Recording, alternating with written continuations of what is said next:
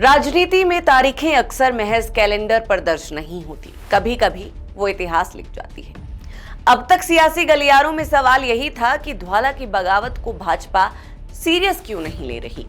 खुले मंच से धौला ने बागी तेवर दिखा दिए, यहां तक कि भाजपा को ही असली भाजपा का आईना दिखा दिया और अब तक सब चुप रहे। ये तो भारतीय जनता पार्टी के असूल नहीं थे।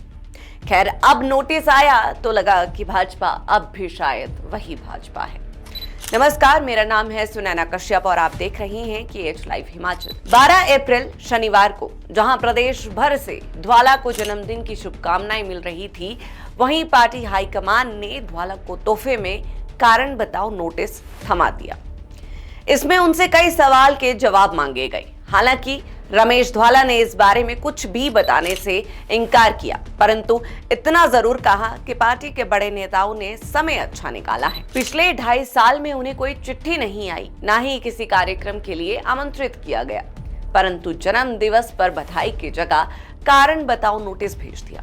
धौला का कहना है कि इसका वो सोच समझ कर जवाब देंगे। पार्टी के आदेश पर उन्होंने पहले भी काम किया है और आगे भी करते रहेंगे, लेकिन पुराने कार्यकर्ताओं की अनदेखी न पहले सहन की है और ना ही आगे करेंगे। इस पूरे घटनाक्रम ने भाजपा के भीतर चल रही अंदरूनी खींचतान को उजागर कर दिया है।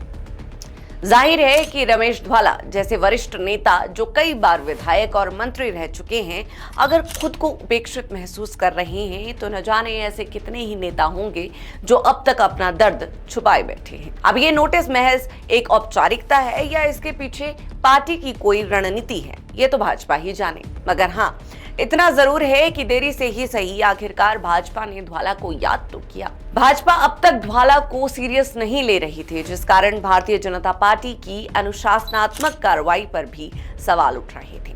बीजेपी जैसी पार्टी में बगावती तेवर दिखाने वाले अक्सर साइडलाइन कर दिए जाते हैं, मगर यहाँ तो धौला ने अपनी कार्यकारिणी तक तैयार कर दी और अब जाकर सोई हुई बीजेपी को जाग आई। खैर, इसमें भाजपा भी कहाँ गलत है। यहाँ धौला के अलावा भी कई उलझने हैं। अब आलाकमान उन्हें सुलझाए या नाराज नेताओं को मनाए, ये सबसे बड़ी समस्या है। वैसे देखा जाए तो धौला की नाराजगी भी जायज है। भाजपा को ढैया के दाग से मुक्त करवाने वाले धौला ही तो थे। प्रदेश में पहली बार भाजपा सरकार को 5 साल का कार्यकाल पूरा करने का अवसर 1998 में मिला था और उसमें धौला का अहम योगदान था। अब इस ढैया की कहानी के बारे में भी आपको बताते हैं। 1998 में प्रेम कुमार धूमल के नेतृत्व में भाजपा सत्ता में तो आई, लेकिन सरकार का गठन बेहद नाटकीय अंदाज में हुआ था। एक विधायक का अपहरण उस समय खूब चर्चा में रहा था। प्रधानमंत्री नरेंद्र मोदी तब हिमाचल भाजपा के प्रभारी हुआ करते थे। प्रदेश में 65 सीटों पर मतदान हुआ था। जनजातीय इलाकों की 3 सीटों पर मौसम के कारण मतदान बाकी था और 65 सीटों के साथ नहीं हो पाया। चुनाव में भाजपा को 29 सीटें मिली थी और कांग्रेस के हिस्से आई 31 सीटें। 4 सीटें हिमाचल विकास कांग्रेस को मिली थी और कांगड़ा के ओबीसी नेता रमेश चंद धौला निर्दलीय जीत कर आए थे। दरअसल रमेश धौला चुनाव जीतने के बाद 4 मार्च 1998 को चंडीगढ़ से होते हुए शिमला आ रहे थे। बताया जाता है कि तब कालका के आसपास कांग्रेस के कुछ नेताओं ने उन्हें रोक लिया और फिर हॉली लॉज ले आए। उसी रात हाई कोर्ट के पास शिल्ली चौक इलाके में खूब गहमा गहमी हुई थी। रमेश धौला भी याद करते हैं कि उस समय हॉली लॉज पहुंचाए जाने पर उनके पास कांग्रेस को समर्थन देने के अलावा और कोई चारा नहीं था। वीरभद्र सिंह के नेतृत्व में कांग्रेस ने किसी तरह रमेश धौला को अपने पाले में ले तो लिया था। उन्हें ओक ओवर में एक तरह से बंधक बनाकर रखा गया। उनसे समर्थन की हामी भरवाई गई और मंत्री पद भी दिया गया। वीरभद्र सिंह ने सीएम पद की शपथ ले ली थी और इस तरह रमेश धौला तब रातों रात टॉक ऑफ द टाउन हो गए थे। लेकिन फिर भी धौला कांग्रेस से भाजपा में आने के लिए छटपटा रहे थे।